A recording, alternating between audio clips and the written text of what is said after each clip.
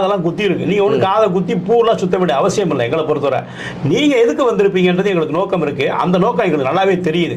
ஆனா ஒரு வகையில நீங்க பயன்படுத்துங்க. இன்னைக்கு வந்து எலெக்ஷன் ஸ்ட்ராட்டஜிஸ்ட பயன்படுத்த வேண்டிய நோக்கம் இருக்கு. ஆனா அந்த சில்லறைகள்லாம் விட்டுருங்க. அந்த சில்லு இந்த யூடியூபரு இந்த இவங்களெல்லாம் வச்சுக்கிட்டு நிகழ்ச்சியை தொகுத்து வழங்குறவன் இவனையெல்லாம் வச்சுக்கிட்டு நீங்க அரசியல் பண்ணணும்னா அந்த அரசியல் தமிழ்நாட்டில் எடுபடாது. விஜய் அவர்களை நீங்க உண்மையா அதற்கென்று அரசியலுக்கு தயாராயிருப்பாங்களா? உங்க மேல சார்ஜஸ் இருக்கான இருக்கு. என்ன இளைஞர்களா கொண்டு வந்து மாவட்ட செயலாளராக போட்டு வச்சிருக்கீங்கன்னா மாவட்ட செயலாளர் அந்த கேள்வியை எழுப்பிக்கிறாரு.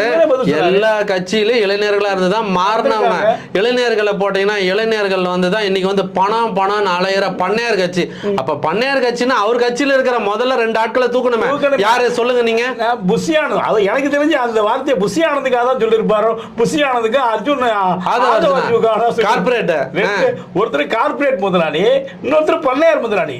இவர் இருக்காரு புஷியானது பாண்டிச்சேரியில் மிகப்பெரிய நிலச்சம் அந்த ரியல் எஸ்டேட் அதிபர். அவரு ஒரு சமயம் இந்த 2 பேரை வெளியே